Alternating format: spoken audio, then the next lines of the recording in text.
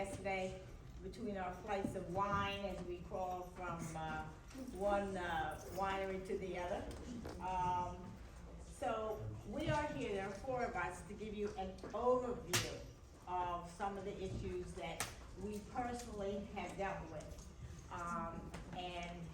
I want to give you some resources at the end. Our first speaker will be Dr. Rick, who is going to address an overview of the main things that we see in our community.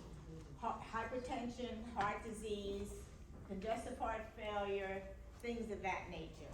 Then Corliss, you wanna go second? Corliss will talk about integrating our health issues with our mental health issues. They're kind of combined, they're not separate, and in our community, they affect how we heal, if we heal, the intensity of our illness.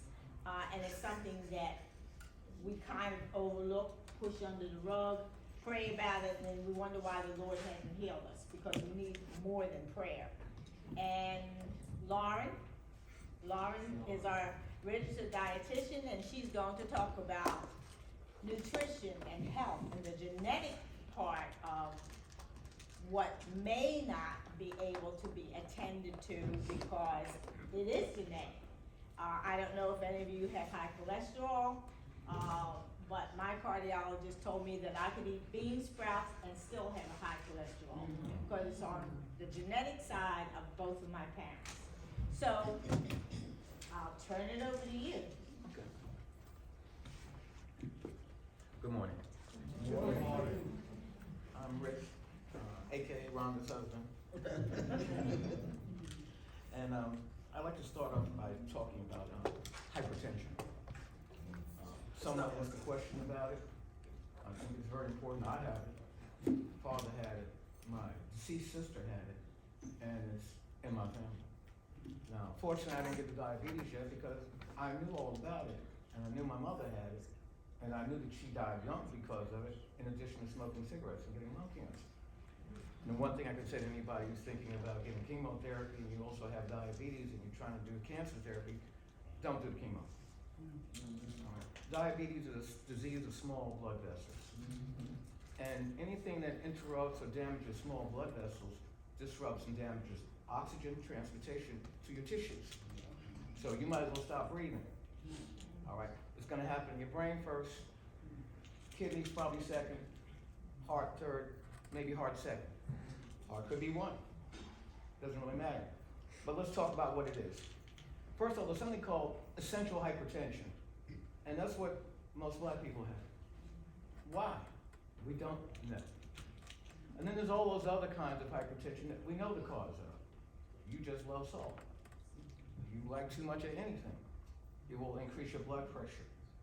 You're taking medications that can increase your blood pressure, like medication for your allergies, your nasal congestion, things of that nature.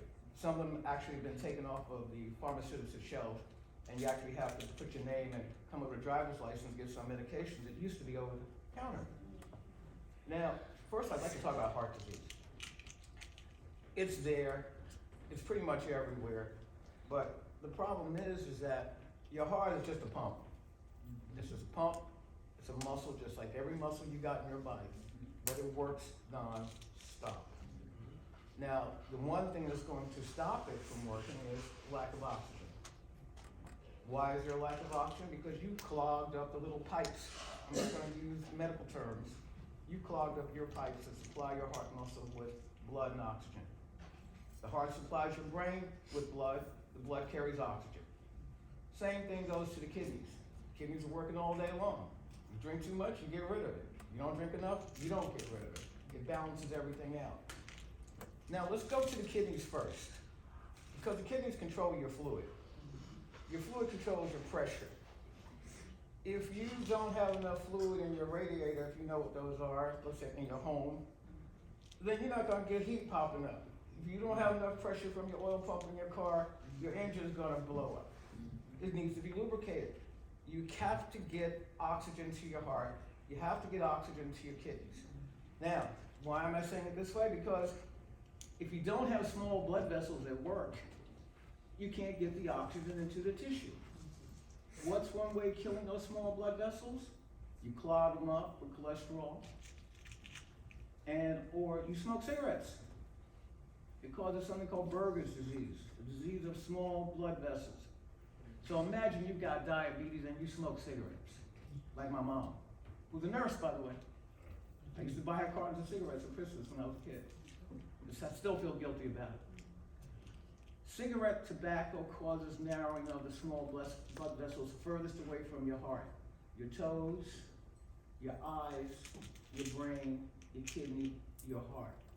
So now we've got some damage going on in the kidney now because you've messed up some of these small blood vessels because you didn't know that your grandmother died from hypertension. You didn't know that your grandmother had kidney disease. You may not have even known your grandmother well enough for her to tell you about these things. Because what? In our culture, we're kind of secretive about those things. When I was a kid, nobody ever told me why my grandmother died. I had to find out later on. And when I was in medical school, I was 22.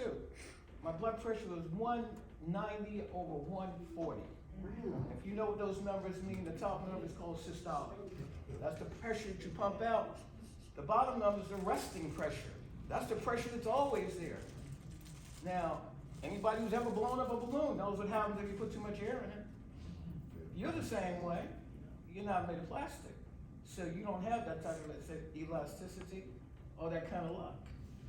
So now that we've got the kidneys damaged, so now the kidney's gonna say, well, we're not gonna get rid of this extra salt now. We're gonna hold on to some salt. Okay? And there's 15 other ways why you hold on to salt. We're gonna keep it simple. So now that you've held on to the extra salt, you're gonna also hold on to some water now because salt attracts water. You can't hydrate somebody without salt. Salt, potassium, chloride, they're all called electrolytes.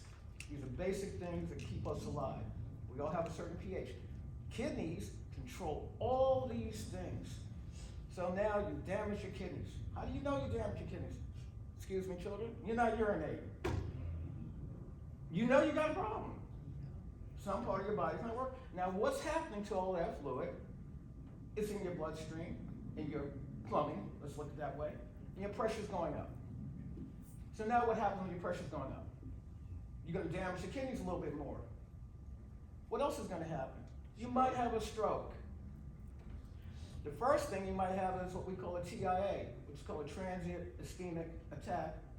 And you're lucky. You got a warning shot. Go check your blood pressure behind it. Something's wrong. Oh, no.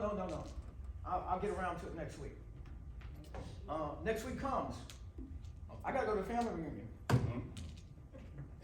Let me go back home. Oh, stop. Somebody in your family's down in 911 because you're gonna have a heart attack.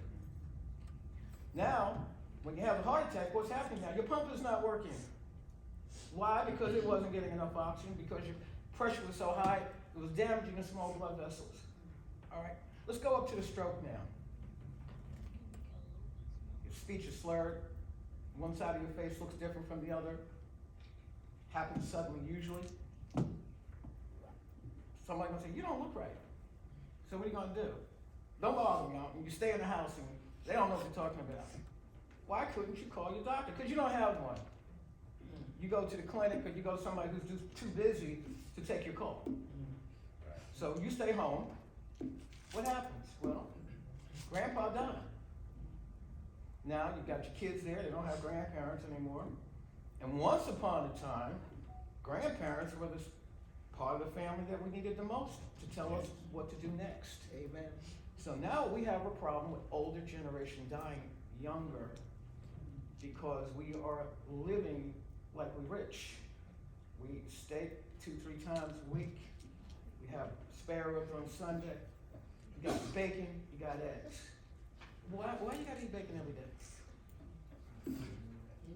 Why? You know, you got a choice of equal, now I'm gonna talk about my wife. Yes, I love bacon. Moving on down the line. All kidding aside. You messed up your kidneys now, so what happens when your kidneys are home? What's next? Dialysis. So you got to go maybe 3 days a week and sit in a chair, stick a needle in your arm, transfuse out your dirt, your waste products. And if you don't go, you're gonna die. All right, so let's add it all up together now. You never had a stroke, you go into dialysis, you walk like this now, you don't want to go outside anymore, you hide away from the family and the friends, and now because you're depressed, because you've lost something. Anytime you lose something, there's a depression. That's a whole nother problem all by itself, because it'll keep you from getting the help that you need.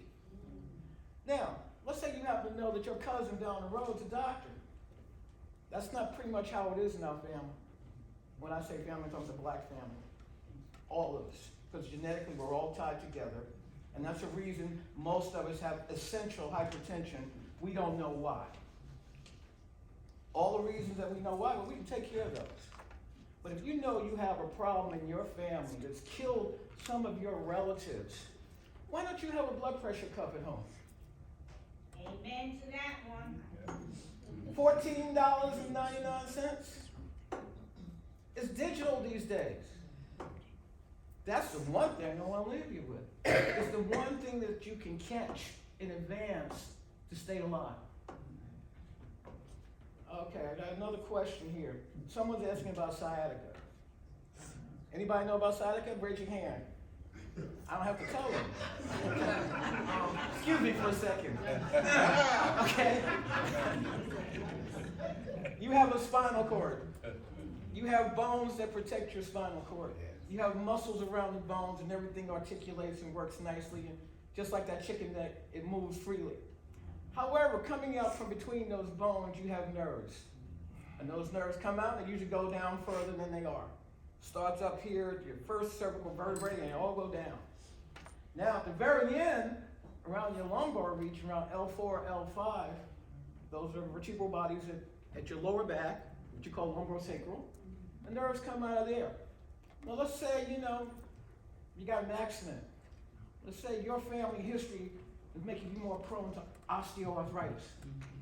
Then you're going to have something called bone spurs coming out of the bones where the spinal vertebra articulate. Pardon the word sometimes, it's hard not to be who I am. The bottom line is this: when that bone either impinges or touches or compresses that nerve, or that spinal vertebral bottom collapses because you're getting older, it's going to compress on the nerve. The nerve is called the sciatic nerve. And the best way to treat it is go see a doctor. You can sit around the house and, it's bothering me, but I ain't gonna go see nobody. You wanna know what happens next? All of a sudden your leg won't work. So, all of this to wrap up to my main theme is that we don't see doctors early. We do not practice preventive medicine as a culture. Why? Because historically it wasn't available to us. I stepped on a nail when I was 6 years old in Jacksonville, Florida. My grandma didn't take me to the doctor. Took a piece of fat back and stuck it in the bottom of my foot and wrapped it up. It was green by the end of the day and I was cool. I remember cutting my hand real bad on a Coca-Cola bottle. She wrapped it up with some of the spider webs and up in the corner and wrapped it up. Stopped me from bleeding. Now that was then, but I didn't have hypertension. I just had simple things that we could fix with old home remedies. One, see your doctor once a year at least. Two, if anybody in your family's got colon cancer and you're 40 years old, screen it. You don't have to get the colonoscopy if you don't want to. We got a colo kit. We can do by DNA. We can find out if you have a high risk or average for it. Three, and the last thing I want to say is, get a blood pressure cuff one more time. Now, 46% of adults are unaware that they have high blood pressure. There's high blood pressure can come because you just got in an argument, or you go out drinking, or whatever, or you're running a race, the things that can increase. And then there's normal blood pressure or low blood pressure. That's the other end now. So if you're running around here and you're trying to diet and you want to look skinny and you don't want to eat, well, people die from that eventually. You gotta feed the body. So at the end of the day, what else I have? What is the key to cultivating good health? Paying attention to your body. Don't ignore the warning signs. Something ain't right? Go see a doctor. Your car stops working, what do? You take it to the mechanic, right? Because it won't take you to work if it's not working. Your body won't take you anywhere if it's not working, okay? Wait. Sure. I have a question. Sure. Thank you. So my question is, just to follow up on what you just said about go see a doctor. But what if you are a person who does go see doctors, but they're not doing everything that's necessary? If I know my body, So if I'm telling you certain things and they're not really doing the measures to really see what's going on, they're saying, oh no, I don't think it's that. I'm telling them like, I think it may be this, and they're still saying no. I got something. That has happened to me several Got a simple times. answer to that. Go see no doctor. You always get a second opinion before you do anything drastic with anybody. Somebody says, I wanna cut you because I think you got ABC. Well, what does this entail? Well, you're gonna be going under general anesthesia. I want you to fill out this form that you're going to allow us to be held blameless for anything, the outcomes that happens at this procedure. You don't take your car to a mechanic that tells you that. But, at the end of the day, if it doesn't smell right, it's not right. Surgeons specifically, and I'm sorry to say, they don't make money unless they cut. Come on. They don't make money unless they cut. And any surgeon that doesn't give you an option for non-invasive treatment to go see an internist first is not your friend.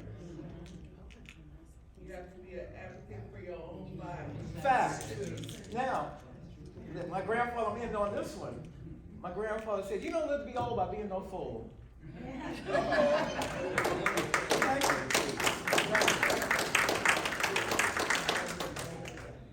All right. Good morning, everyone. I guess this is not working. I won't be staying right here the whole time. My name is Corliss Jones Smith. I am a Meekins from the Toanna clan. There go my family right there. Woo. Okay. And so I'm going to talk to you a little bit today about mental health and how it intersects with our physical health. And just to give you a couple of notes about who I am so you don't just think that they pulled me out of anywhere. I am a medical social worker. My background, I have my bachelor's degree from Norfolk State University. I have my master's degree from, I just had some ill feedback in the back. And I have a master's degree from VCU in social work, planning, and administration. And I have worked with children, families, and currently I work with anybody that is 18 and older, specifically around their physical health and resources and support within the community, as well as some of their mental health as well. And so the reality is, for all of us, mental health is just as important as our physical health, period. Every day we wake up, there are additional challenges we have because of who we are, period.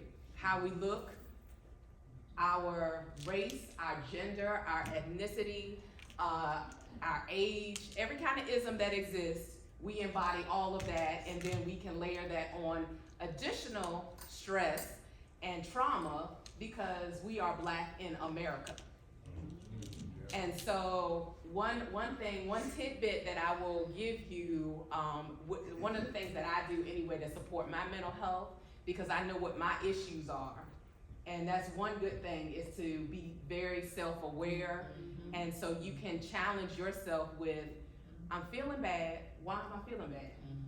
What's going on? Don't just say I feel bad. Try to analyze it a little bit, because you have to live with you for the rest of your life. And so one of my issues is society, and I can't avoid it. It's a daggone shame. I wish I could avoid it, but I can't. And so what I do is try to minimize the media that I intake. So the news is not my friend. I'm so glad that they came up with these 20 some years ago, so I didn't have to sit and watch the news for 10 minutes just to get to the weather, because it was traumatizing to me. And I would go to sleep on death, destruction, greed, and devastation. So that wasn't a good night's sleep for me, and I was aware of that. It took me a little bit to get there. So what I do now is I take my doses of information from the Black Information Network and other ways that I can get a little snippet so that I'm not all the way turning with what's happening in our country, what's happening in the nation, what's happening to our people, and all the injustices that we have daily. And so that's my thing. So I know that, that's one of my things, I have more than one, but that's one of them. And so I wanna give you some statistics for those of you all who think differently, so this can bring it home. All of the people that are in here, I guess we have at least a good 30 people. 1 in 5 people in here are struggling with mental illness, with mental health challenges. And that's just the reality. We are not immune, there is no exception. And if we're talking about the children, it is 1 in 6 of them that are aged 12 to 17. And so one of the things that I would encourage you to do as adults is not only to be self-aware, but to also relay that to the children that are in your company. Sometimes we're quick to say that somebody is hard-headed, or they're not listening, or they just acting out. Take another step to try to think what might be the reason that they're doing that. If you're a teacher, then you know that all of the children that are acting out in class are not class clowns. Some of them are bored, some of them are having issues at home, some of them didn't eat. And so that's one of the reasons that there's food in school that is hopefully provided, breakfast anyway, provided for free in a lot of different places. Depending on where you live, they may give you lunch for free as well. And so that is not just something that you can apply for if you're in poverty or if you have a low income, but some school systems, period, is they try to feed their children, all of them, no matter where they come from. That's very important. Thank you, Black Panthers, for starting it, okay? And so a couple of other statistics is that nearly half of young people with mental health concerns report significant negative impacts in all aspects of their life. 1 in 3 young adults from age 18 to 25 will experience mental illness. And then if one of the things that is very important for us is that 1 in 10 people under the age of 18 experience a mental health condition following COVID. So not only did it affect the adults, but it affected children too. And the reality is children are more resilient than we are. They're more flexible than we are. But they also have brains that have not fully developed yet. And so if you take away from children, one of the most impactful things for them is their interactions with other people. And so now, even though if I didn't like everything about school, I might have had a good class. I might have liked art, I might have been fast, so I love PE. I might have been great in math, because I had an A. And now, I have this homeschool stuff, what is this? Right. I have the fact that I can't go and see my friends at all in any capacity, so they are still reeling from that. We have moved forward slightly in a lot of different ways, but the fact is we're still dealing with COVID and the remnants of it. And heaven forbid if you actually lost loved ones to that. Because anyone with a chronic health condition, multiple, they were higher risk for COVID destroying their lives. Some people still can't taste food, some people have difficulty with their breathing, and some people are no longer here with us because it took them. And so they are now resting with the ancestors. And so I want to tell you that mental health is also dealt with many ways. And so a lot of times, and everyone is not at the point that they have a significant mental illness diagnosis, such as schizophrenia. most people are at the point that they are dealing with, I don't wanna call it normal, but they are frequently diagnosed medical conditions like anxiety and depression and difficulty managing stress. Those are all normal types of things. But how do we deal with them? Okay, because guess what? We might want to talk about other people. We might want to talk about what we're dealing with, but only so we can get it off our chest. Are we at the point that our minds, our hearts, our soul is open to the nourishment that we can receive to help us move forward? A lot of people self-medicate with alcohol, with drugs, with all gambling, with sex, you name it. You can do it too much, shopping, food. That's right, food. I mean, I love it every day, all day. I just have learned some things to do differently so it don't show the same way. Because I've been thinking about food. And so when I wake up in the morning, I'm already at the point that I'm like, what I'm gonna eat? So if I want some pizza, I know I'm gonna have to do a little bit of a light lunch, because I'm not gonna have me no one slice of pizza. So I became a label reader, so that helped me out. So I'm watching my salt, I'm watching my sugar, because the reality is most of us have hypertension in one way or the other. If you don't have it yet, I'm sorry, it's coming. But you can try to avoid it before, a lot of us, it's something that comes anyway.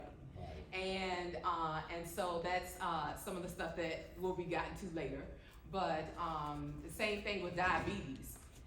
I don't want to put y'all out. Matter of fact, if you're free, raise your hand if you have hypertension or high blood pressure.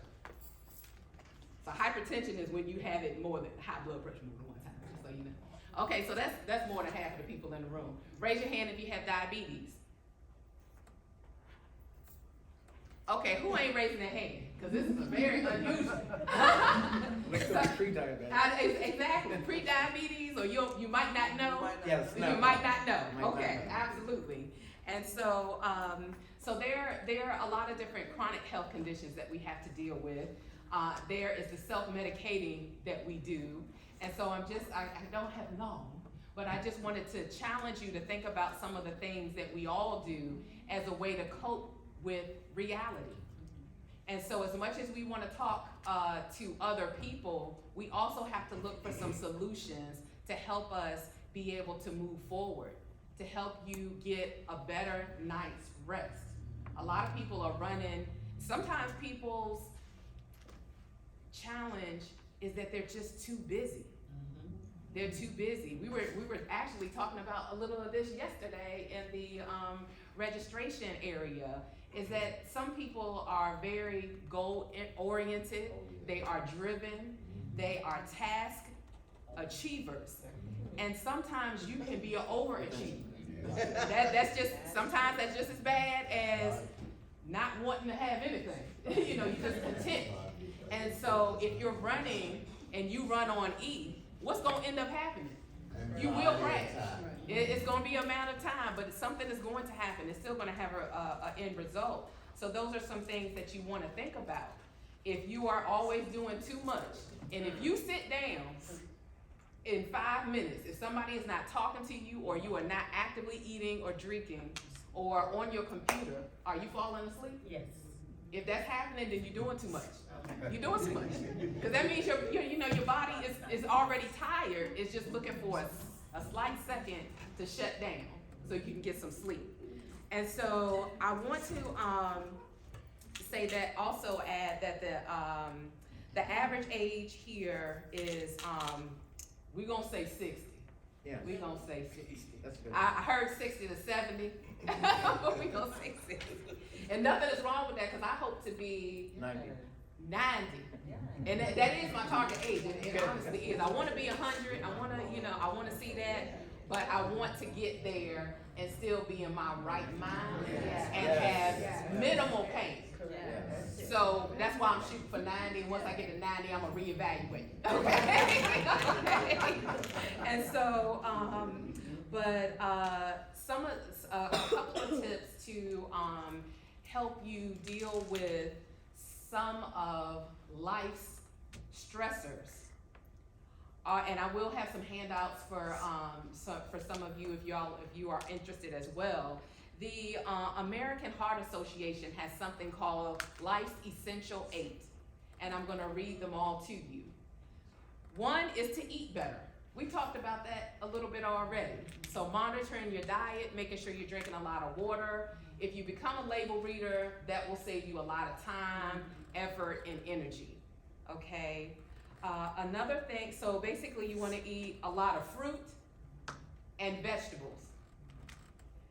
Maybe not the vegetables that most of us like that we grew up on, that you don't need to chew it much because it's got so much fat on it already that it'll just slide down your throat after 3 chews. I'm talking about the stuff that is steamed, that is sauteed, that is, still has bright color to it after you cook it for a couple of minutes. It's good and healthy for you, okay? And I'm telling you, I love when Thanksgiving comes, when Christmas time comes, because I get the greens that my dad cooks. I don't cook that at home though. So my kids are eating it all up then because they know they're not getting it later. So and turkey, so pork, yeah, that's one of the main seasons, but turkey as well. You have to watch turkey if you're putting it in your vegetables, because turkey is a blander meat, so you have to put a lot in it, so to make it have a different kind of taste. If you're using that for your vegetables, then it likely has a lot of salt in it already, so you just trading one for the other. So that's why I say label reader, salt-free seasonings, Dollar Tree. You don't have to, Mrs. Dash, that's good and all of that, but you can go to Dollar Anything, they have their own as well. Lidl, all of that. Those are good things. So try to eat better. The portions of your food also count. So it's a good thing to have a good amount of vegetables. We're really supposed to have more vegetables and more fruit than anything else. So if you're looking at your plate should not be half meat. Just saying. It shouldn't be. You want to go for like a quarter. Don't feel like you're hurting yourself. Try to just taper down. It's still going to help you in the long run. Be more active. So even if you're just walking, even if, whether you're retired or you're in school and it's not one of the days that you have gym, be more active. So try to get in some steps. If you like to lift weights, if you like to do yoga, whatever it is, just be more active. Quit smoking if you're smoking. Anything. I'ma just say that. Anything. Okay? You want to get sleep. And so it's recommended that an adult have 7 to 9 hours of sleep every day. A lot of people in here are good if they get 6. Okay? I don't mean that their body is good. I mean that that's how they function off of 6. Okay, so we're talking about real sleep, real rest. Not that I got in the bed and I watched a movie and it became 1 o'clock and now I have to get up at 5:45 so I can get my day started. That doesn't add up. So the kids up here, they can tell you that don't add up. So 7 to 9 is the targeted time that you should try to get in terms of your sleep. You want to manage your weight. So you can manage your weight by doing all of these other things that we talked about already, by being active as well as watching what you're eating. And so, but you can't. So the goal is to maintain whatever your vision of a healthy weight is. I'm not trying to tell you to be skinny. I'm not trying to tell you that if you 300 you good, because you won't ever hear me say that. But talk to your doctor and be reasonable. Everybody is not meant to be the same size, period. But you still want to be your version of healthy. If you are physically able and don't have an assistive device, and you can walk up the first landing of stairs that we have, if you get to the top and you're winded, that's a problem, just so you know. So please talk to your doctors about what is a healthy weight for you. If you don't see a doctor, find a doctor. Please find one. Please find one. And if you don't like them, that's fine. Switch. You can see a nurse practitioner, you can go to a clinic, just go see somebody that has a little bit more medical knowledge than you. And then that's your baseline, and you can work your way up from there, okay? Another thing you wanna do is control your cholesterol. And a lot of that is done, most of that is done with your food as well. So again, the meat to the side, okay? You wanna manage your blood sugar, we talked about that as well, and managing your blood pressure. And one of the things that I wanna leave you with, is that a lot of us, have experienced loss in our life. Most of us who have gotten here, and that's even our babies, they have lost someone. And so it could be a friend that's still young. It could be a parent that is something that people work through and try to cope with for the rest of their life. It could be a sibling, it could be your spouse, it could be a partner, it could be anyone. We have a lot of people that are now, like I said, resting with the ancestors that are not able to be here today that we might have saw last year at some point in time. And the older that we get, the more frequent that's going to be. Amen. And so many of you in here can count way past your hands how many people that you have lost. And I don't mean just an acquaintance. I mean someone that was an active part of your life that you miss dearly. I would encourage you to talk to someone about how you feel so you can release some of it. It is hard to walk around with a knot in your chest and weight on your soul every day. And you're trying to fake it till you make it through everything. That is very difficult to do. Release some of it. It won't change the outcome of what you can't control, which is the past, but it can help you with your future. So please make sure that you talk to someone, and not just anyone. Talk to someone that is positive, that is uplifting, that is going to hear you. Not somebody that's gonna pay you attention, somebody that's gonna hear you. And if you need to see a professional, please see one. There's nothing wrong with that. If you look like any shade that's in this room, we all need to talk to somebody anyway, by birthright, okay? So, and when you add on the stress and the pressure and the ordinary events of life, we all need to talk to somebody. Let's be real about it. We need to. There is nothing wrong with talking to a professional. We have to release the stigma of that so that we can be healthy. Yes. We don't want to keep taking everything with us, and so as soon as somebody cuts us off, or we feel like we're offended in some kind of way, we're gonna give them everything that we've been holding on to. So try to release some of that so you can help yourself and move forward. So I appreciate your time and attention. We're gonna have some questions later if we got enough time. But I did have one question that I wanted to discuss really quickly. We've talked about it a little bit already, but that it is okay not to be okay. It's okay not to be okay. We don't have capes on all the time. You have to take it off, fold it up, put it in a corner. Some people's cape is in the closet with the mothballs around it, and that's okay. Because guess what? Wisdom came when you put the mothballs in there. Because you said, I'm not gonna carry the cape anymore. I'm going to release some of the anticipation and the stress that I have for myself.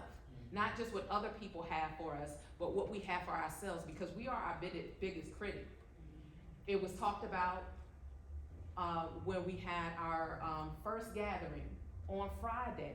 If there are people that are bothering you,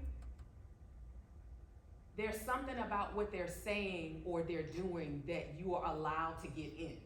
If there are people that say, because there's always gonna be people that are gonna talk about us, good, bad, indifferent, what have you, that's fine, that's life. It is when we allow it to get into here or here that it's a problem. So count them as, and this is, I'm gonna be real, because this is who I am, I don't know any way to be. And so this is whether they're at your table or not. This is whether you share the same DNA or not. This is whether you work with them or not. If they not doing anything for you, if they are not pouring into you, Cut it. Keep it moving. let it go. Let it go. Let it go. You don't have to be nasty. You just can minimize your contact. You can keep it moving. You can say, Daddy, I love you, but you ain't pouring into me, so I got to have a distance. You can love people from a distance. That's okay, because what you're doing is you are loving yourself more internally. So all of that is fine. It is okay not to be okay. And if any of you ever need somebody to talk to at a moment's notice, I want you to dial 988.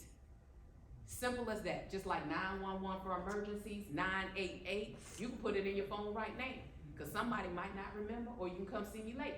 988. It is the National Crisis Prevention Hotline.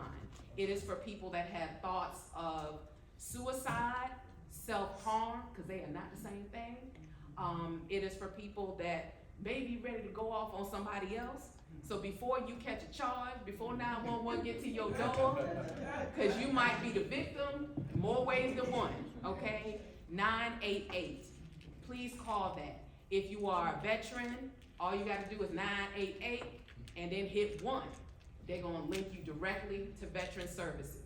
If you are hearing impaired, you can do the 711 first if you don't already have your technology assistive device with you, and then hit 988. You can text, you can chat, you can call, you can get on your computer, 988. Everybody with me? Can I hear? 988. Thank you. So protect yourself.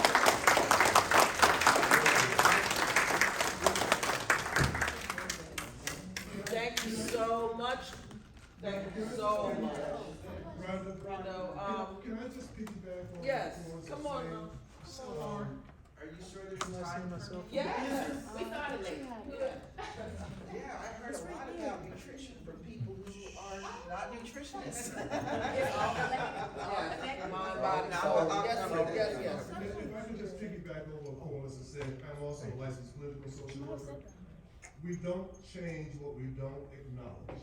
Amen. We don't change that which we don't acknowledge. Fact. And so it's important that we understand who we are and what we need to be doing. Cognitive behavioral therapy is probably the most popular therapeutic modality, and it's about we behave how we think. So if we don't acknowledge it, we won't change it. That's right. You see, all, can I just tell y'all, I'm in love with y'all. I love you. So if you didn't hear that today, hear it now. We are bad. Look at all of the knowledge that we have, experience. And we're family. We're one. Embrace it. I'm in love with y'all. Thank you, and I hope you don't change your mind after I talk. Okay. I would love you anyhow. I believe in courageous conversations, because we don't work through issues unless we're willing to address them, even if they are sensitive. And I heard some interesting things up here. I heard a doctor talking all about nutrition and diet. I heard a social worker talking all about nutrition and diet. And I hope that those of you who do have diabetes, hypertension, renal failure, any directly related nutrition issue, and most of them are, a lot of them are in some way, please seek out a registered dietitian, seek out a credentialed nutritionist. What we have going on now in healthcare is allied health collaboration, which is good because there's overlaps. And with insurance companies, we don't always have the ability to get a referral to a dietitian depending on the plan, might have to pay out of pocket. So sometimes healthcare practitioners have to sort of cover for another area. But yeah, registered dietitians, that's the space that we own. Myself, I'm a registered dietitian. My bachelor's degree is in medical dietetics from Howard University, the finest university in the entire world. And I went through a coordinated program, so I didn't have to do an internship. And to this day, I'm still amazed at the wonderful foundation I got. I'm so grateful for it. My master's is in nutrition communications. I don't work in direct clinical health care. I've not worked in that for long, so I don't counsel people. I'm a business-to-business industry consultant, and I advise food companies primarily on food labeling. The information you see on packages is subject to regulations, and I advise them on what they can and cannot say, what they have to say, how they have to say it. I love my work. In marketing communications, many years ago at one of these reunions, I had just co-authored the country's first healthy soul food cookbook, written in honor of Dr. Dorothy Height and the National Council of Negro Women, and I actually sold some books at the reunion. Lauren, can I just tell you something? What? Dr. Height is related to us. Really? Yes. How about that? I have proof of that, I don't wanna stop you, but just how amazing a family we are. She is a descendant of Susan Burrell, who is a descendant of Tabitha Mosby Meekins. So Dr. Height is a member of our family. And I didn't know that before she passed away, but I did meet her. We were in meetings together, and it was a very good experience. And the interesting thing about that cookbook, it was underwritten by Procter & Gamble, and every recipe had to have a Procter & Gamble ingredient in it, so it was considered a branded cookbook. Now, back in the 70s and 80s, they were pretty common. They get a lot of criticism today, and I have to tell you, if I was asked to work on a cookbook like that today, I'd have a different approach. And I bring that up because things change over time, things evolve, and we have to pay attention to how things are evolving. We learn. Most healthcare, the science underneath most healthcare is not static, it's dynamic.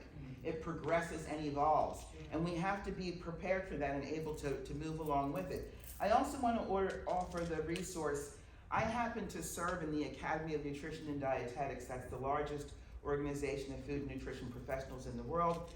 They have a subgroup, National Organization of Blacks in Dietetics and Nutrition, and I serve in the House of Delegates on that group.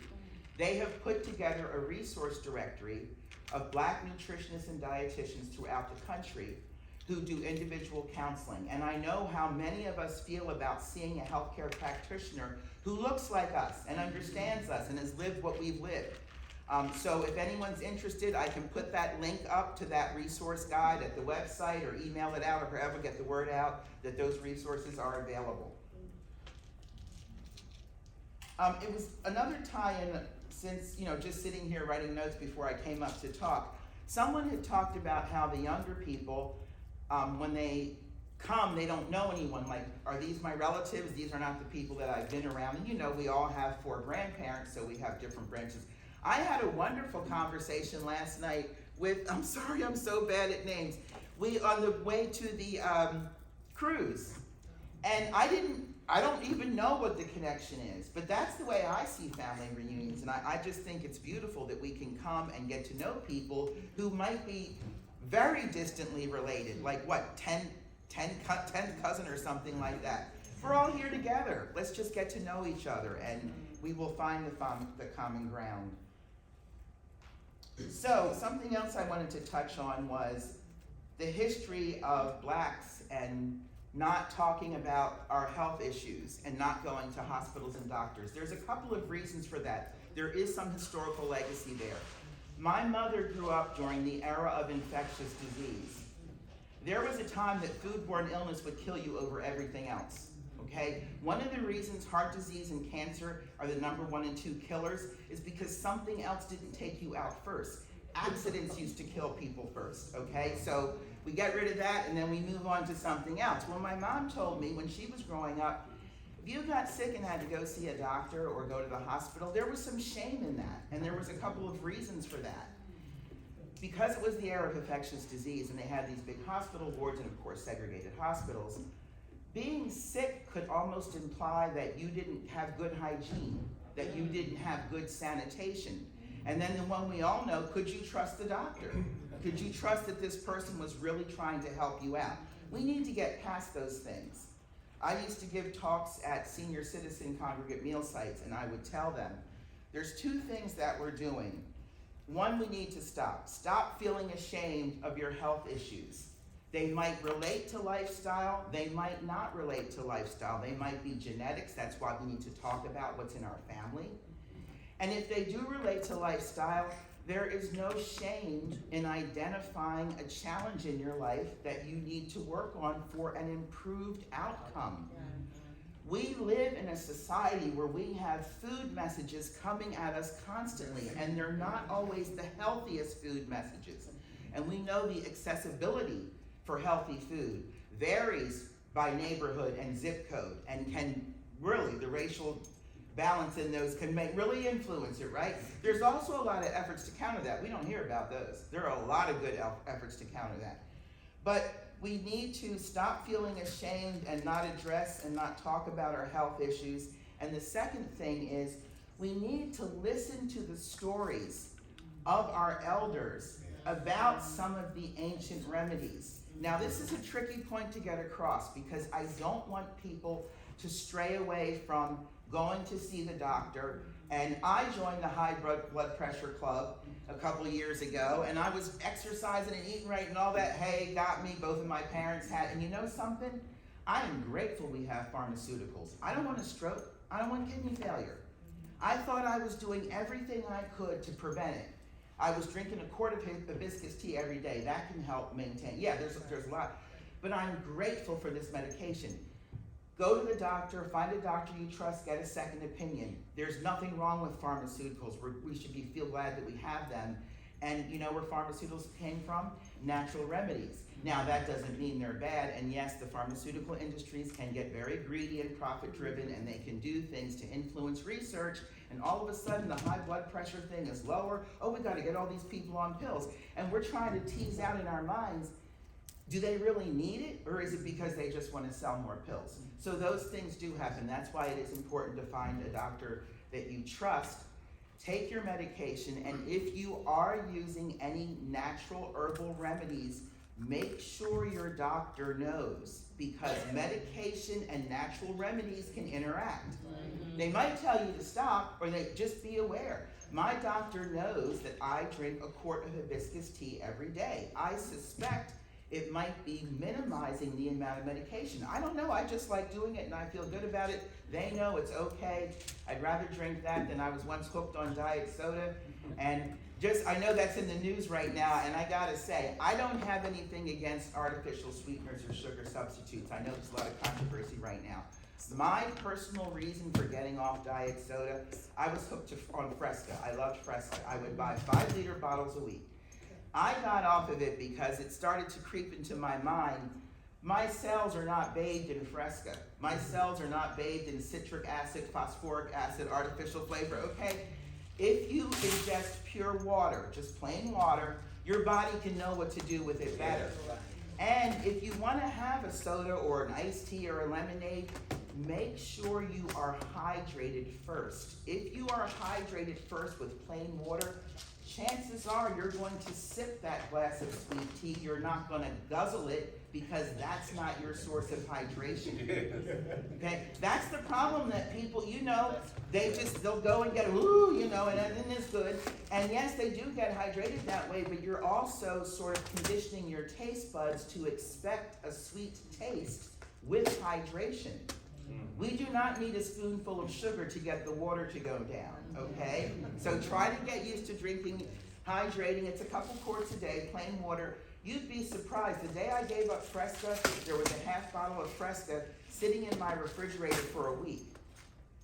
And I poured it out and I said, I don't need this anymore. And what I did for me is I made sure that every time I was thirsty, instead of reaching for the Fresca, I made myself drink a glass of plain water first. You'd be surprised, you might not even want that soda afterwards. If that doesn't work, drink the water first, wait 5 minutes. If that isn't doing it, drink 2 glasses. In your mind, you can still have that soda, but you gotta drink that water first. And hydration is really, really important. So, listen to the stories of the older people. My mom, Alice Woodson Swan, who, that's my link to this reunion, had this little box of vitamin pills that she took, and she used to go see a naturopathic doctor. And I was so impressed with what he told her as she got older. She was on this regimen for, 15, 20 years. He finally told her, this isn't working anymore. You need to go see a doctor who prescribes pharmaceuticals. I was so impressed with that. The naturopathic approaches and medicine, pharmaceuticals can coexist. They're not competitors, they're not enemies. And that was extremely responsible of him. And I remember telling my doctor, when I still had normal blood pressure, I once had low blood pressure, he said, look what that doctor did for your mom. He saved her 20 years of pharmaceuticals which can have side effects, and then he recognized it wasn't working anymore. And that is one honest thing we have to face up to about naturopathic approaches. They usually only work in the preventive or mild stages of like hypertension or prediabetes, and our bodies adjust to them kind of quickly. So be grateful that we have pharmaceuticals, okay? They are helping us to extend our lives and live well. So I also everyone heard of Heart and Soul magazine? Yeah, I was the original nutrition columnist for that too, and I've done media work. You guys can connect with me on social media if you like. I also think it's important when we look at holistically, of course nutrition is part of the whole holistic picture. I just loved the mental health emphasis. I'm not ashamed to say it. I used to be ashamed to say it. I struggled with a bout of depression. It was a horrible period of my life. It destroyed my business. It was awful. I wasn't paying attention to personal things going on in my life. And I was not afraid to see a counselor. And I had black friends who told me, you know, blacks don't usually go to counselors. I'm serious. They told me this, and I'm like, well, what else are you gonna do? You know, and I was able to find a black psychologist, and I've also worked with some white psychologists who've been good. That they don't necessarily not get it. It depends on their background and their frame of reference and that sort of thing.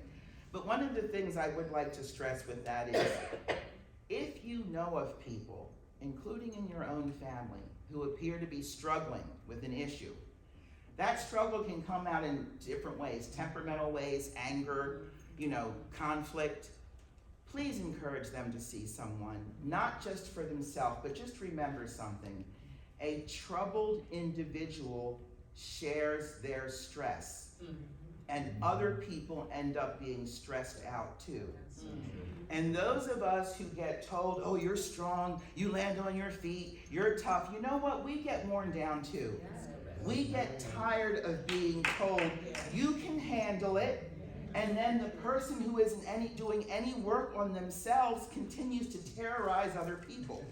So yes, we need to get people into mental health counseling. For everyone benefits. They benefit, and all the people they deal with benefit too.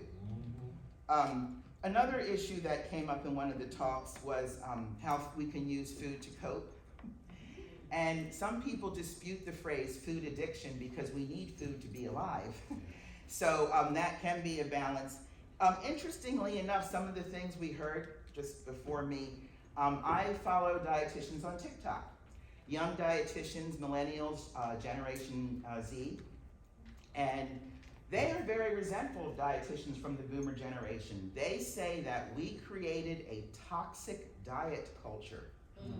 And they are moving away from things like judging people's health based on their appearance. That's a form of prejudice. You really can't tell by someone's appearance how healthfully they're eating. And here's the proof. 2/3 of all women who work as models, actresses, figure skaters, gymnasts, dancers have disordered eating. But what do people look at that? Oh, she looks beautiful. Doesn't she look great? We're trying to get away from looking at someone and saying, you look good. Did you lose weight? We're trying to get away from that type of talk because there's a whole generation of, it seems to be affecting women more, who were raised by mothers. You know what I heard when I was in my 20s? You can never be too rich or too thin. That really isn't good, healthy thinking. What we're encouraged to look at now is not just the weight. BMIs are up for controversy now because, as we know, you can have a real tight bone and muscle, real dense bone and muscle structure, and wear the same size clothing as someone who's 20 pounds lighter than you. And another little tidbit, and this is also a tough, kind of tricky one to get out.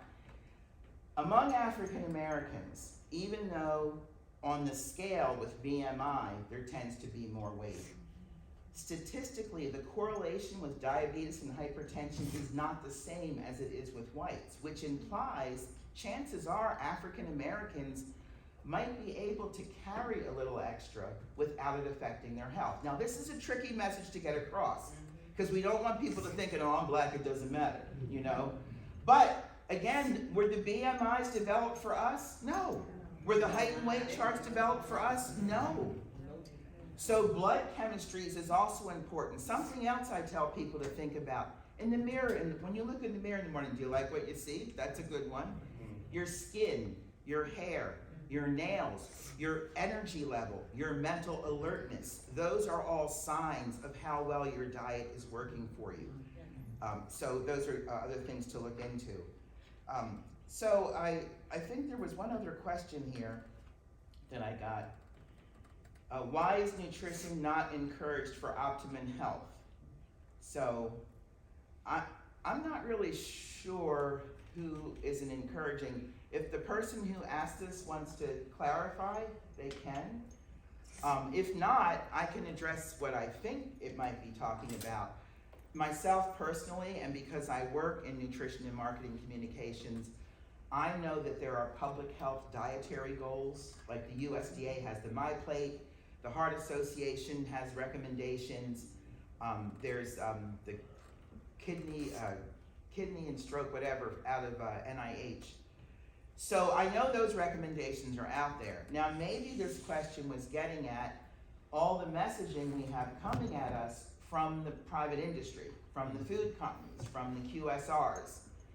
That sort of thing is a big influence. The interesting thing about that, and I have worked with these companies, so I know what goes on behind the scenes, and I am not making this up when I tell you, they will work on products that are healthy. The fat is controlled, the sodium is controlled, it's good quality lean protein. They don't sell. I'm not making this up, I've seen it. They will work on the pricing. They will do test marketing. The products don't sell. And this is where I think the issue is. People think if something is described as healthy or better for you, that it's not going to taste good. And when I heard the comment earlier about the collard greens and that so much fat they melt on your tongue, see, I have a different perspective. I make collard greens, I saute some onions and garlic and some olive oil and some smoked paprika and cumin, little low sodium vegetable broth, put the collards in them, let them sit for like a half an hour. They are delicious. I think we need to get away from this mindset that just because it tastes different, it's not as good. No, it's just different. You want a different you gotta make different choices. Yes. But you can make choices that are just as satisfying and fulfilling as the ones you had to let go of. And there are a lot of ways to prepare our traditional foods that we love without the excess, because most of us are not toiling in the fields for 10 hours a day anymore, you know? There's something interesting about why blacks tend to be salt sensitive. It is believed that it was a survival mechanism because sodium holds in the fluid, the water. So all the loss and dehydration beginning with the capture in Africa and the Middle Passage, and we know that was a black Holocaust, right? We know there were like 9 million who died, my understanding is more died in the Middle Passage than in Jews in the Holocaust. That's what I've heard, yeah, right. But anyway, then once we got here and were sold, we had to go work in the fields, in the hot fields, so the salt ability to retain fluid was helpful to us. But we're not doing that anymore. So we gotta look at things differently. And what I hope that you all can understand and spread to your families and start new traditions is, we can enjoy foods. Soul food is comfort food. We care and love for each other by preparing foods that we know they'll enjoy. We love sitting down to a meal with loved ones that the plate is just heaping with our favorites. We can still do that. And it can still be really, really good without compromising our health. So that's the direction I think we need to go in. And certainly everyone gets to decide, any frequency if they want to. One thing I had to really limit, first of all, from Philly, so I'm not really into cheesesteaks, but I do like hoagies, and I love pizza. I had to limit those, just on the weekend, one. And then, over time, sometimes I don't even want them. But that was just me, that was my plan, everyone has to come up with their own, you know, what works for them. So are there any questions? Yes? I'd just like to add one more thing about the salt, and going back historically. Once upon a time, there was something called refrigeration that didn't exist. And usually, slaves, we got the poor quality meats. And pork was one of the most common foods out there, and you know you have to cook your pork well. But we tended to have to use salt to preserve our foods and protect them from going bad. Then when we stopped working in the fields, like she said, and we were burning the calories and we were adding the water, the balance was out of whack. But we still have that same historic diet. And most black people, we used to say, when I was talking, you have a natural salt deficiency. That's not true, that's just how we used to cook. So you have to let go of the old ways, like she says. You can't eat like your parents did, they didn't know any better. You do. Right, something else, we're hearing a lot now about ultra-processed foods in the gut, the gut microbiome, and that research is ongoing, it's fascinating, and I think it's something else we should be grateful for. But one of the other things we need to keep in mind is a lot of the foods that we've eaten in the past came from convenience. Now this is an interesting history of convenience foods that are now being demonized. Okay, my grandmother, Vivian Thomas, who at the very first reunion here got the oldest person award, and we should be looking at the median or the mode, not just the average age, because it could be skewed, right? All the statisticians know this, right? Anyway, she loved convenience foods. My nanny loved Tang. Remember that? The space program created a lot of stuff, yeah. She loved Sizzling. She loved soup in the can. She loved the frozen concentrated orange juice. You know why? She knew what it was like to make all that from scratch for a family and go to work all day. And it just so happened she didn't have the most supportive husband. So to her, to buy soup in a can or mayonnaise in a jar was a huge help. You know, they used to can and preserve and put up. That's wonderful. It takes time. I went on a little challenge to myself this year, which has been pretty good. I no longer buy packaged sliced bread. I decided to make my own 100% whole wheat sourdough. I don't know if you've heard of the Blue Zones. Anyone heard of the Blue Zones? In the Blue Zones, that's what they eat, whole wheat sourdough. They also eat a serving of beans, greens, and nuts every day. The Blue Zones are parts of the world, small subpopulations that have the most longevity. They live the longest. A serving of beans, greens, and nuts every day, whole wheat sourdough, and it's holistic. It has to do with community living and exercise and spirituality. It's not just diet.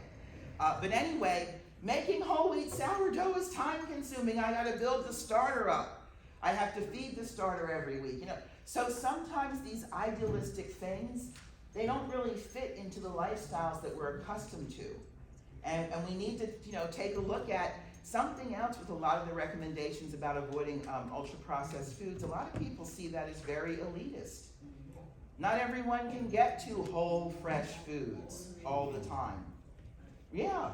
And sometimes the cost, sometimes the cost differential is better, sometimes it's not. I follow someone on TikTok who does Dollar Tree dinners, and her point is there are parts of this country where people don't have a big grocery store with produce, or it might close by the time they get home from work. If they're taking public transportation, they might not have the margins of time that we have. And this is the best they can do, and she's come up with some incredibly creative meals. And I can tell they're the kind of meals that would be filling. Nobody wants to end dinner with hungry kids, right? You want your kids to sleep through the night, right? But the thing is, most of them are very starchy, very refined starchy, not so much a lot of protein. And there's a hazard there. So there are petitions into the government to continue to work on food justice and equity, because with dietitians, the number one thing is if they're not eating, they're gonna die. So they gotta eat something. And if this is the only food they can get, try to find a way to work with it. But it is unfortunate that in certain neighborhoods and subpopulations, the only food readily available to them for a cost they can afford to put a meal together that's filling might not be the healthiest. So that is something else that we need to consider. Anything else? Thank you. All right, I'm available if anyone has questions. Thank you. And Ms. Carly is gonna. I'm gonna send you all out of here so you can get those kids in the pool. Is there, while she's setting up, is there anyone that did not receive a raffle ticket? Okay. No, ma'am? Oh, must be present to win. What you mean? Okay, so we can do two Go ahead, do real two quick now. while she's doing that, and then the folks that need to leave, you can go, so at least you have a opportunity, if that's okay. Does anyone else need a raffle ticket? And we are gonna raffle off the rooms at the bank. Yes, yes. Okay, because for people who register before April 30th, for the convention, we said that we would raffle off one room night, so we'll do that at the bank. No, I'm good. Well, you wanna pull one? Yeah. Okay. We're gonna have our pharmacist. So everybody, So if you have any questions about drugs, Introduce yourself, yes. Hello, ladies and gentlemen. Hello, I am Fernando Lee. My grandmother was a Minkins, Dallas Minkins. And I live in Hampton, but I've been retired for 12 years. But I went to school, Thomas Nelson. Then I went from there, I went to New York. So I came out of, now they'll change the name, but when I was there, it was Honorary Swartz, Jewish. You know where I'm at. I lived on DeKalb, Yeah. Flatbush, That's that. right across from Junior. That's do or die. I'm a Junior's guy, cheesecake. But then I came back and I worked through jobs were hard for during that time. I came out of school in '78. And so I did 31 years in the VA system. Lived in New York, lived in Chicago, I live in Hampton. All right, this is my wife, RN. So, can I just say something, Bubba? Is this the gentleman Yes, that we saw? and I will speak to you about my son. Okay. My son lives in Vegas. But I think it's even more important about how we are everywhere. Bubba, do you want to tell the story? We came here for the first visit and ran into him. Yes, Right, yeah, but actually, family, we were, visiting the different sites as to where they have the, reunion. He was coming out, this is my cousin, Fernando Lee, right. who lives in the area. His, grandmother, Dallas. on Dallas, that was my aunt. And I can, remember when he was actually born, She raised me and she born, yeah. from 2 years old. But, getting back to, Ron and I met him coming out of a conference room, and it was right here. There Yes. he was. Mhm. And I said, hold up. I had to As a shake matter of it. fact, I was almost in shock. Here he is coming out, and there was a big conference of what? Yeah, pharmacy, I do my continuing educations every year, you have to have. Yes. Yeah. So, And, as it stands right now, he is retired, been retired for a number of years. And Jewel, his wife here, is a, retired nurse? or- RN, Norfolk Journal, step down, what's your specialty? Hearts. Hot step down unit. Open heart Open heart surgery, step Open down, heart. Norfolk Journal. I mean, so, actually, in my immediate family, I have so many talented people all around. And this is his home as well as mine. Yeah. This area in between, Toanna and Williamsburg. But why you keep trying to get rid of me? You keep telling me about the immediate family. I'm your immediate family. And as Rhonda would say, I love all of you. Yeah. And welcome to our backyard, our home. Yes. Al, Okay. thank you. Thank you. Thank you. All right, so this has been fairly selected by someone who does not have a ticket, just in case. Okay, what's your numbers? I'm gonna read the last four digits, 1006. Hey. All right. You can go to the back table. Ain't no biasness in this, and it does match, it does line up. You can get one of the, gift bags from off the table in the back. Okay, and the next winner is 1040. 1040, sounds like an IRS. Yeah.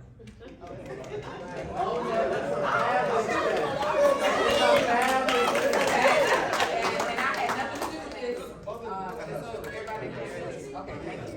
All right, you can get a bag from off the table. Okay, the other ones will be done after our next presentation. Thank you. I'm gonna talk a little bit about the business of healthcare. So why is this nurse talking about the business of healthcare? Well, Thank you, ladies and gentlemen. as you can see on the screen, I was a clinical nurse for a number of years at Temple University. And at the University of Pennsylvania, I lasted 30 years. That was a challenge. I also went back to school and got a business degree because I realized as arthritis was setting into my joints that I was not going to be able to continue to do what I had always done. I then went into the business side of the healthcare at Penn. I was one of the corporate auditors for Medicare fraud, and then I worked for Independence Blue Cross as a case manager and health coach, and also for when it was clean, Aetna, not CVS.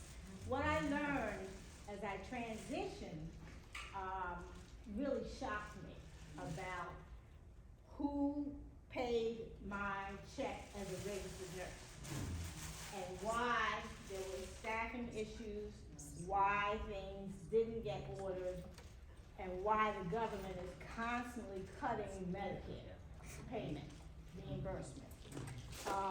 I also became a visiting nurse.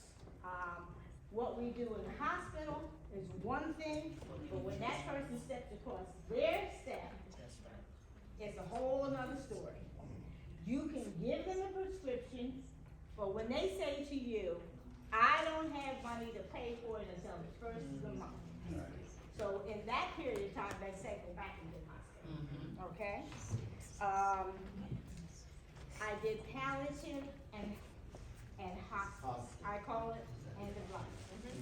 Because it truly is a plan of care. And we all need to have all of that in place. We need to have a power of attorney, a living will. We need to understand who our power of attorney is, and we need to stop fighting in front of the white folks and the stuff goes to probate. Yes, that's correct. And I was gonna clean that up, but that's basically the truth. Am I right? Yes. Am I right? Yes. Oh, yes. So I And retired, medical director, huh? and the medical director said. Yes. So, when I was still doing home care, I'm 75. I was still doing home care when COVID broke. And I looked up on one of those CDC screens and it says, if you're over 65, one check mark. If you have hypertension, second check mark. Third check mark was if you have any respiratory issues, and I have asthma. So I said, I think it is time for me to sit down. But I sat down, but I'm still making money every January and April because I do chart reviews for HMOs, their report card. If you're a diabetic, do they do your A1C twice a year? Do they check your feet? Do they send you to get your eyes checked, okay? If that's not in the document, that doctor is not compliant. Am I correct? Correct. Okay. So, I don't know what this is. What did I hear? Here we go. There you go. All right, when you go to the doctor, you know, you walk in, you really don't want to be there. So Right. the first thing they say is, how are you? I'm fine. You ain't fine. You done had 110 things happen between the last visit and today when you fine, okay? But all of us over 35, forget. So get a black marble book Now, the young people gonna put it in their phone, but see, if I put it in my phone, I won't be able to find it. Get a black marble book.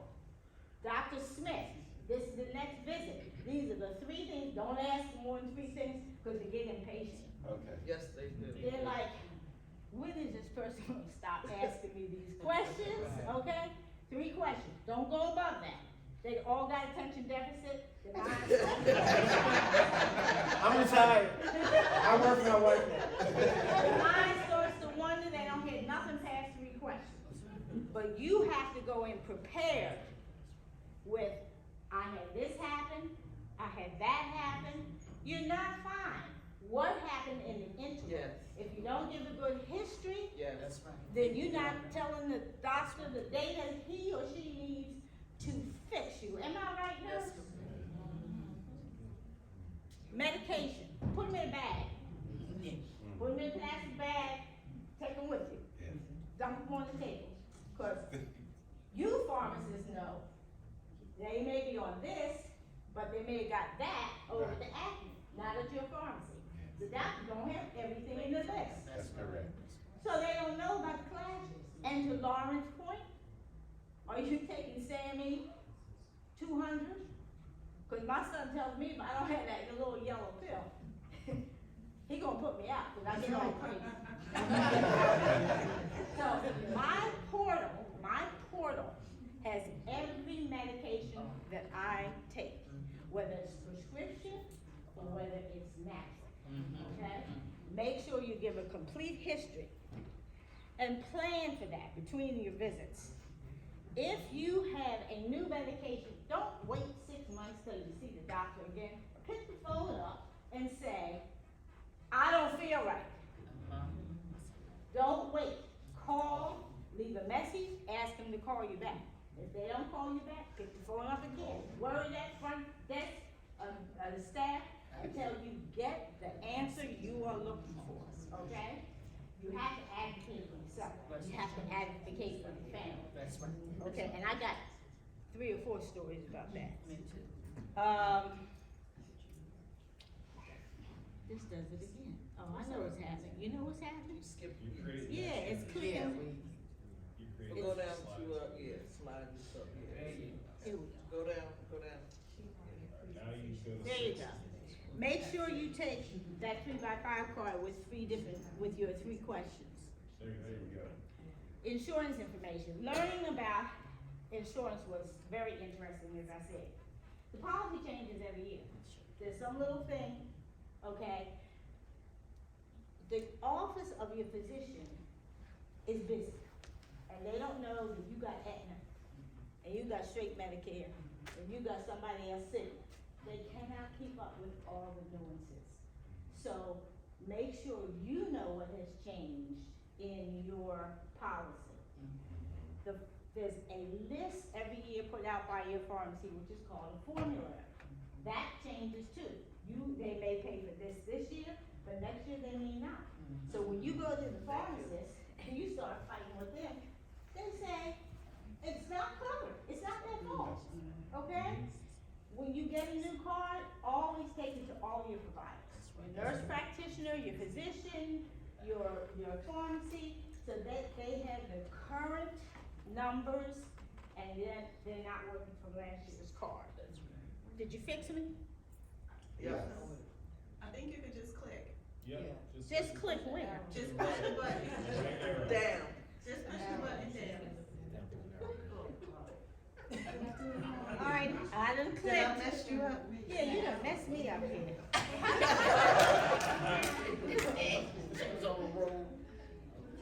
Wait, you said you do all of this stuff, right? Yes, Somebody Almost help me. every- Use the talent we got in the room.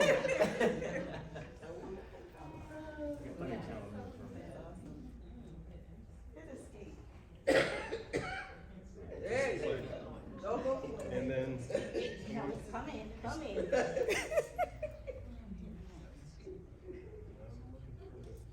The cursor. I don't know if you can, it's a finger job, I think. Yes, yeah, so, Hit the arrow? yeah. Okay. Or just click this, Oh, either you know one. what, wait a minute, I wanna make that my last slide. Okay, you wanna go back? Yeah, down to 8, go down to 8. Alright. That's it. Okay, But you just use these two, depending on how you. all right. Stay right here. Thank you. Stay right here. This is a topic nobody likes to talk about. But I'm gonna talk about it. Okay? Because the last time I saw this, none of us live forever. All right? And what is an end-of-life plan of care? There is nothing that's gonna return you to who you were. You're not gonna eat no more. You're not gonna get out that bed and walk. You're not gonna be like Biddy and talk and get in everybody's business. Have a plan. Have a plan and know when it's time to throw in the towel. Because the treatment will be worse than the disease. End of life care means we're gonna keep you, this is my hospice and palliative hat I'm wearing right now. We are going to keep you from being anxious. We're going to treat your pain. We are going to make sure that you're breathing. And when people say morphine killed you, I could just go right up there and choke. Morphine's action is to keep your lungs open so you don't feel like you're drowning at the end of life. So when some niggrass or negro says to you, you just need morphine, you correct them and say, that is not true. And end of life hospice does not kill you. The disease kills you. It takes you, you make your transition.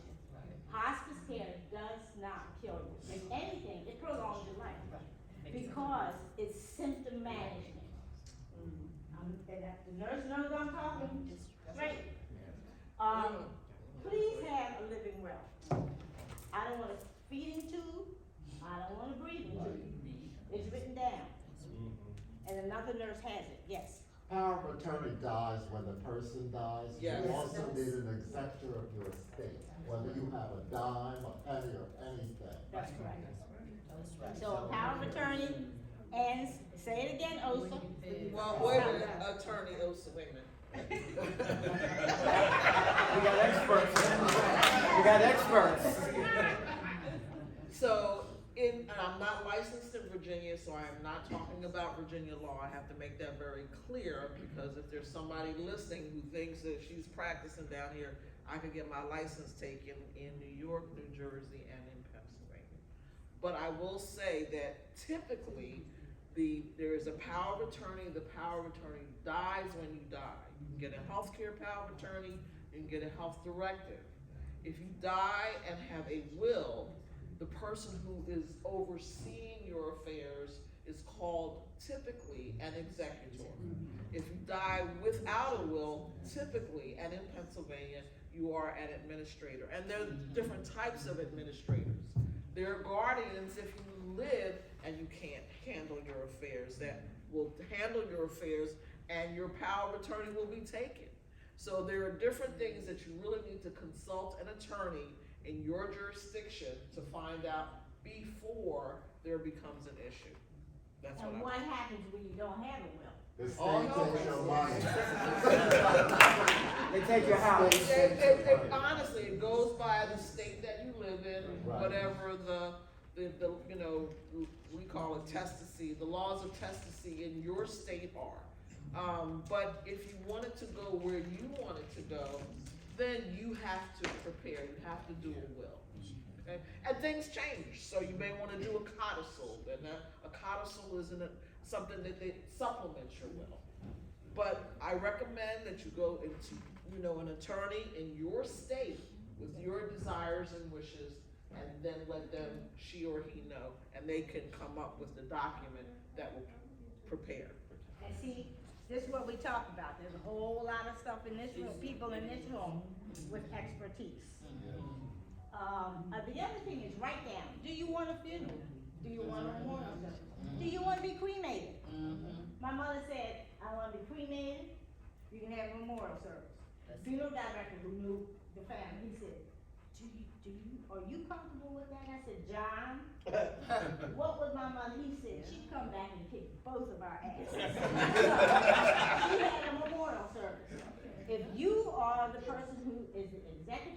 you gotta be strong, cause the family's gonna tell you, well, see, you know, they had this, I'm going through it right now. they want, and I want, well, no, it's written right here. And I'm the person that's in charge, and I'm going by what this person said, okay? Well, nothing. My best friend, my nursing school roommate, died of breast cancer. She sent a text to me that said, I'm under the weather today. I'm not gonna talk to you and Jason. And she left it. She had nothing. And I know why she had nothing. She didn't have a family like this. My mother said, I'm not gonna tell people don't put all that money in those flowers so that the dudes fling it on the ground. I said to her, so what you want me to do, Mom? Who do you want to make a donation to? She said, my first teachers were from Hampton Institute. Oh, yeah. And so what we did, are you a Hampton nurse? Are you a Hampton nurse? You know, I recall And Will, stand up. Will is in the room. I wanna introduce you all. Please stand up. This is my friend who came from Philadelphia. She's a judge in Philadelphia. She is one of the first black judges that sat on our Pennsylvania appellate courts in the 400 history of the courts in Pennsylvania, but she's a Hampton graduate.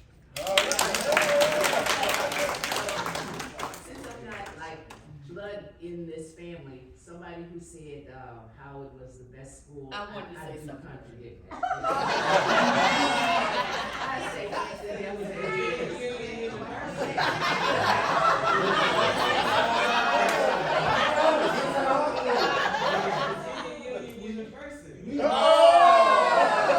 You gotta say, you makes the world takes. Now,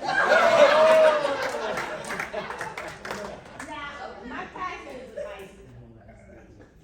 And every Sunday, he says the same thing you said, Lauren. And there's about 2 or 3 people in the congregation who are from Hampton, and they start in the middle of the service. Ain't you tell them. But Mom sent her money to the Hampton Library. And so rather than, I'm gonna need you to advance this. Because we have to, my father said this in '62, and I thought the man was a World War II crazy army man. He said, there's a downside to integration.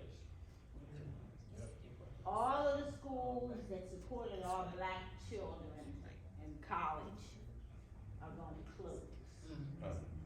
They're gonna take us into their school, they're gonna kick us out before we graduate. I looked at him and said, man, crazy. And what's happening right now? That's right. A guy, friend in Philly, went to Morris Brown, gone, okay? Then he sent me to Temple so that I could learn how to deal with the white people. I graduated from Temple.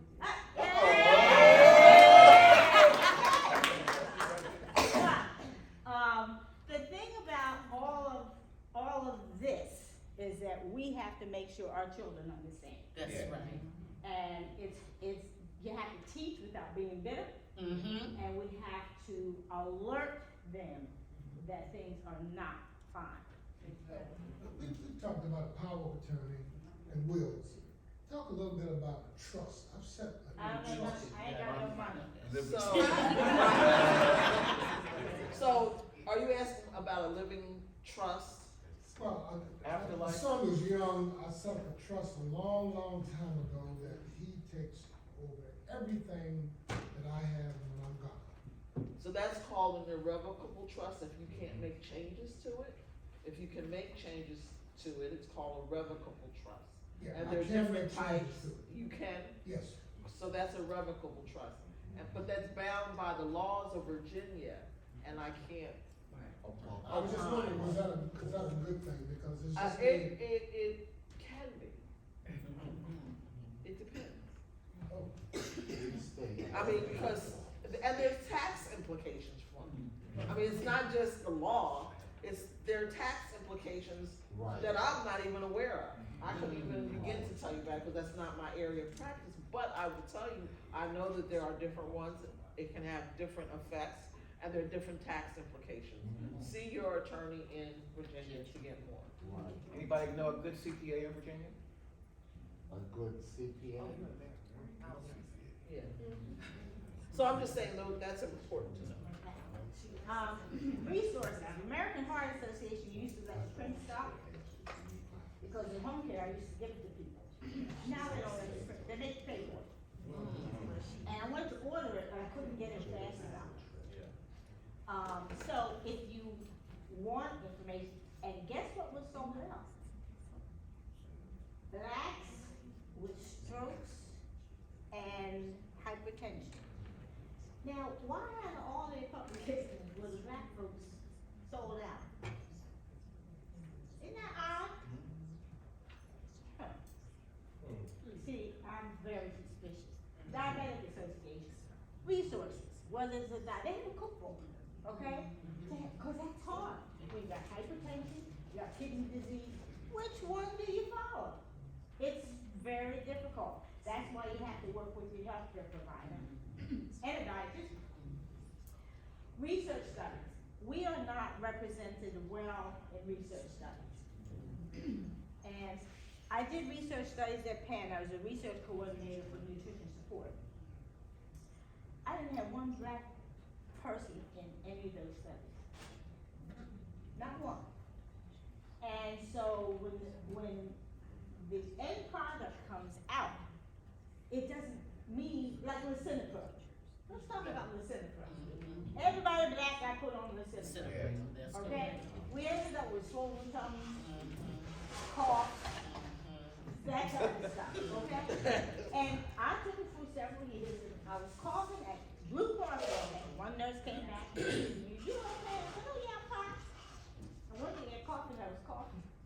Second nurse said to me, are you okay? And I said, oh, you coughing, something is wrong with you, okay? Had to come off. Every 5 years, my blood pressure medicine changes. So, to the blood pressure cuff, I take it first thing in the morning, before I take my medicine. And it scares me to death, okay? I take my medicine, I take it an hour after my medicine. It's effective if your pressure is down. That's why you need a blood pressure cuff in the house, okay? Monitor. This is one of the things you take when you take to the doctor. Here's 3 days worth of readings, okay? Data that they know, is your medication working or is it not? Elder health attorney, you have addressed this? Well, I would just say there's a difference between an elder health attorney and elder care attorney that helps you to prepare your estates so that not all of your property and your land and stuff gets taken to take care of you in a nursing home. You want to have an attorney who knows about those kinds of issues, Medicaid and Medicare. They're specialists. All of these, even discrete areas. Recovery, yeah, because they, listen, if Medicare puts out money to take care of you, they want their money back. It's called subrogation. Right. So if they're paying for you and they can't, if you don't have any money, that house or land that you thought you were leaving to your children, or your is gone. And by caring means you have a family member who is your health aide. It ain't free. It ain't free. I worked in North Philly and I had to get this message out. This is not free. They think It's free to you to take care of her. But somebody pays for it, and at the end of her life, they're gonna take the property. So, in my view, as an attorney, and I leave this, and I don't wanna take up too much more of your time, but it's a wealth transfer. Anytime the message is it's free, it ain't. There's always a cost. There's always a price. And what I've seen is they've told and sold our community on, just get your kid to do it, it's free. It's not. They're coming after your house. Right. But they don't tell you that, because they want the land. At the end of the day, Philly is changing so fast. And it was a place that black people could come from Virginia, from North Carolina, from Florida, and buy a house, black neighborhoods, and that makes stability. that meant you had elders that was sitting on the porch, watching you when you're playing, and go to your mama and tell your mama, I saw her down the street. What you doing down the street? Well, Miss Ella said, hey, you calling Miss Ella a liar? No, ma'am. That's what we had when we had houses, but they're coming to get our houses. DC is, have y'all been to DC recently? Yeah. All that area around Capitol Hill is gone. It used to be They black. walk with their little dogs Come and their on baby now. carriages. Up on Howard's campus, but that's one other thing. But I'm just saying, so if no one understands, and you need a lawyer, you need somebody that's looking out for you. Thank you. You're welcome. We talked about end of life, just find out who pays for it. If Medicare has certain things, commercial insurance has certain, just know what your policy says about hospice care. We've already talked about diet, exercise, weight control, no smoking, or limit tremendous. Smoking is hard.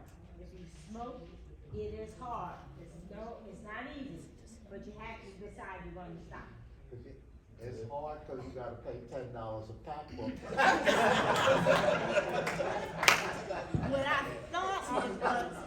What I thought I was gonna smoke, it was 51 cents. When I stopped, it was $1, and I stopped because it was $1. That was 1984. And we've all talked about preventive care. So, I hope you've enjoyed our sessions. Oh, Yeah.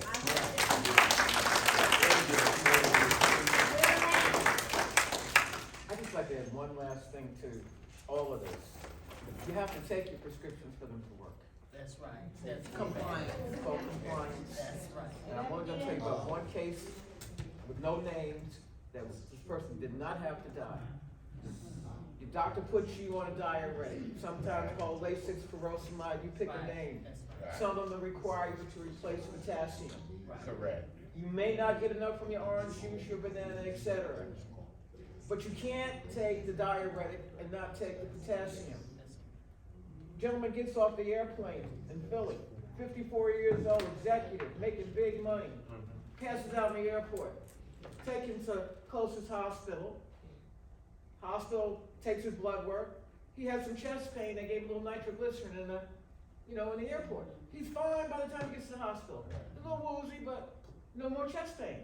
Right. Now, they did a sonogram on him. He had some fluid around the heart. But, let's take him upstairs to the cardiac cath lab. Making money. Let's do a cardiac catheterization, make $25,000. Right. But they did it before they got back his electrolytes. His potassium was a 2.4. The number is irrelevant. It's too low for me to bring you back if you have a heart attack and I'm trying to resuscitate you. Had he taken the potassium, or had he been aware of the fact that he needed to take it, you can't just stop taking the medication because you don't want to take it anymore. That's right. Do not do anything like this. I just want you to remember that. Take your medicine like it's directed. Be compliant. Everybody, thank you. Listen. We got 2 more, but I also want to let you know the white party. There's a white party tonight. Come in your white. Be bright. And 6 o'clock is when we're going to start. In the Burwell Ballroom on the 1st floor. So I just want to thank everybody. I hope this has been some information that you can use and share. And they're going to take us out. Pick my number. The escort numbers are 1029. Oh, man. Anybody? 1029? There might have been somebody that, I know, exactly. What's going on? Yeah. You might today. That's because you went in that life. 1028. Oh. Really? It might have been the kids. Because I didn't leave them out. 1017. All right. She gave up the ticket. She don't And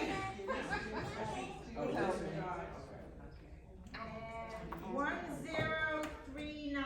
Right here. Oh!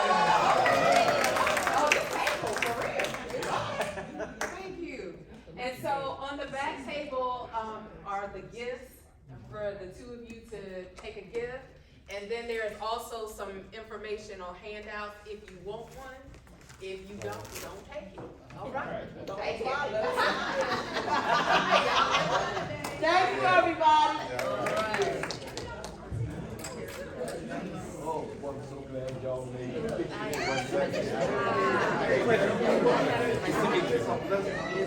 Hey,